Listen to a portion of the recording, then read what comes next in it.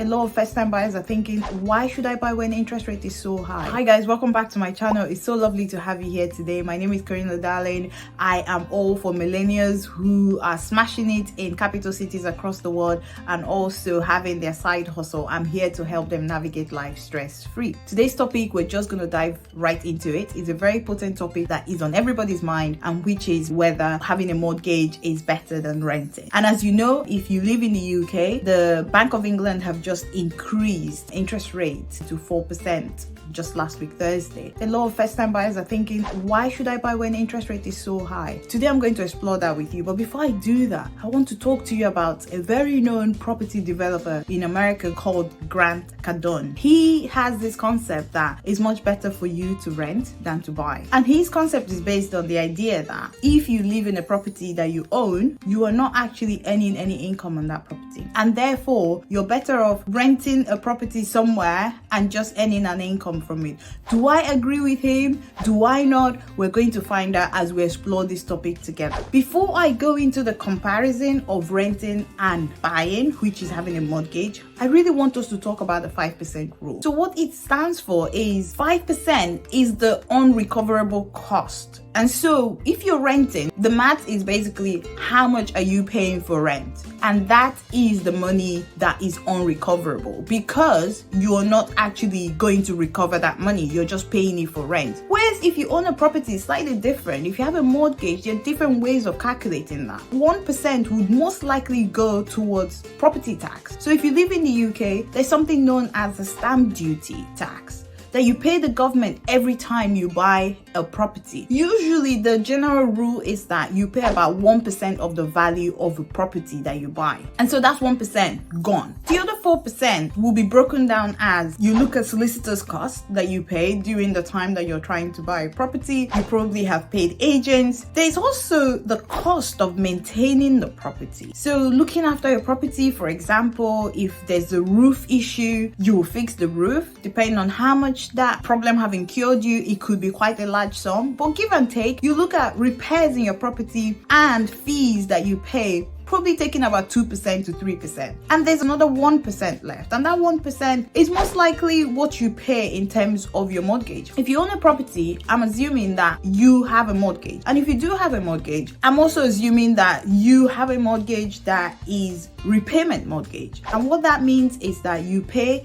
a certain amount towards owning that property, and you pay a certain amount towards interest. So now let's talk about it. The money that you pay towards owning that property, is that irrecoverable? For me, I would say that that's not quite irrecoverable. The interest paid towards that property is irrecoverable, because you can't recover that. If you said to me, Carina, I have heard what you've said so far, I am still interested in buying a property. Now let me share with you some of the good things about owning a property. There's that freedom. You own your property. No one is going to come to you and say, oh, you can do this, you cannot do this, like a tenancy agreement where there are list of things that you can't do to the property. You can't actually paint on the wall, you can't put pictures up on the wall, you can't do so many things to your property that is rented. So the second point is security. You don't have that security. And it's like every 12 months you're thinking, would the landlord ask me to leave? Does he want the property back? Does he intend to do something with the property? Once it's your property that you own, you don't have those issues. It's your property. You can stay there for as long as you continue to pay your mortgage. The third point is actually knowing that you're investing towards your future. Owning a property is also an investment. Yes, short term, it doesn't seem like an investment. Long term, it is a very good investment. Every time you pay your repayments to your mortgage, you are chipping into ownership of that property. And at some time in the future, you will own that property. Don't forget also that the property increases in value. So if a property increases in value, you also own a percentage of that value appreciation. So that is a good thing. Flexibility is another point. When it comes to remortgage of your property, you can decide if you want to have a fixed rate mortgage.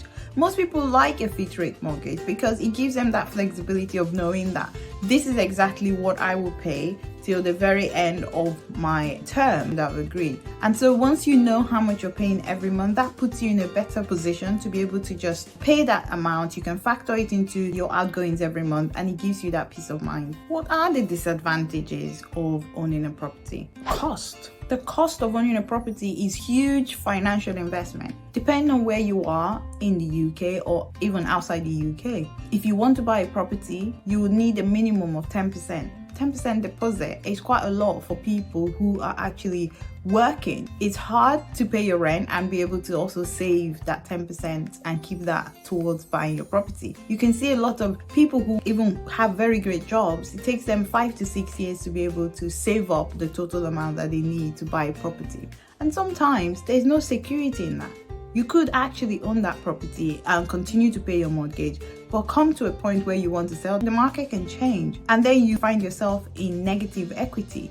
And that's a very real fact. There's also the additional cost of having to maintain that property. When you buy a property or you have a property mortgage, you're maintaining that property. If your refrigerator breaks down, you need to fix it. You don't have your landlord to do that because you're not renting. If any of the appliances that you use in your property breaks down, you will need to cough out that money. And if you do happen to buy a flat, there's also service charges that you have to think about. These are costs that are substantial. Do you intend to be there for the long haul? Can you financially look after the property? You will have to make certain sacrifices at the initial stages because the cost might be a lot more than you envisaged. The lack of flexibility is a big factor when you have a property. With a tenancy agreement, you can literally say to your landlord, I'm sorry, I've lost my job or I'm moving, and you can easily leave and find the property and maybe even find someone to sublet it. But when you own a property, you can't easily just sell the property. You can't up and go. You have to think about how you're going to maintain that property whilst you're gone. And sometimes a property can be on the market for a very long time and you're trying to look for people to buy the property.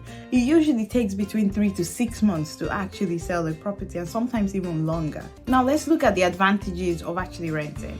Renting a property has a lot of advantages. It means that you can up and go. You have that flexibility. You can leave the property if you don't feel like being there.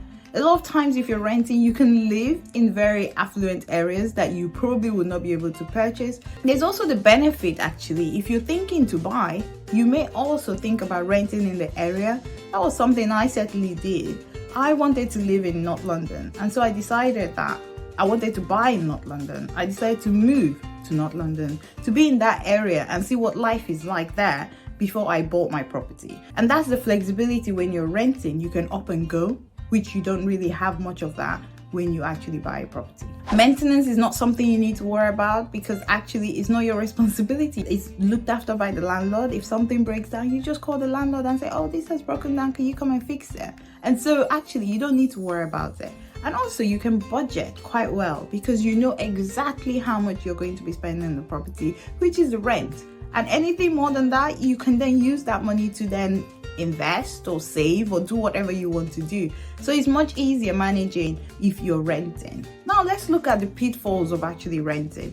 When you pay your rent every month, you're literally paying the landlord's mortgage. And it is a sad thing to think about because a lot of young people start work in the city and they probably have to rent for at least 6 years. And to imagine that within that 6 years, you've paid someone's rent for 6 years, which is an incredibly large amount of money. And so that's something that perhaps you want to think about and say to yourself, do I want to start buying earlier or do I want to rent? You have to abide by the rules of being in that property. Like we said, you can't really paint the walls the color that you want. You can't put pictures and frames or whatever you decide to put on the wall.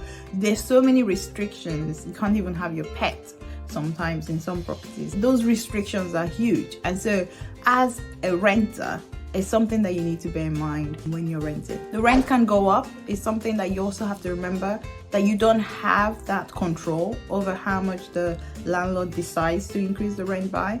So when you think about renting, you know that there are chances that the landlord may decide to ask you to leave the property as well. So there's that lack of security that you don't have. So in summary, it just really depends on your personal circumstance. Where do you see yourself in the next 5 to 10 years? Do you see yourself in the city where you are right now?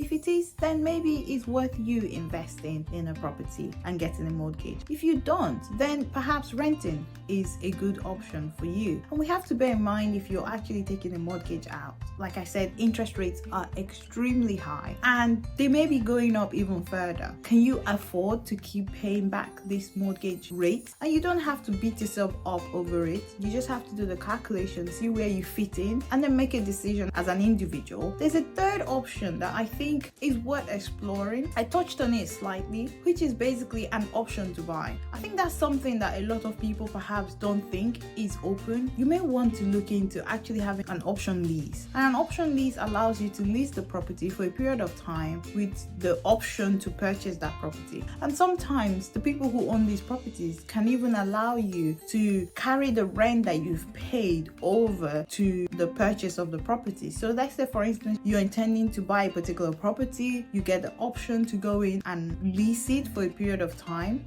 Let's just take a round figure that you're paying £1,000 a month, and for 12 months you pay 12,000. Say you're there for 2 years, that's 24,000. That 24,000 can go towards the value of the property if that's the agreement you have with the owner of the property, with the landlord. And that could be actually a better option for you, because at the end you don't necessarily have to purchase the property, but at least you have the option to purchase it. I hope I've given you some overview of what it's like having a mortgage versus renting. Hopefully you're in a much better position to be able to make this decision and be happy with the decision that you've made.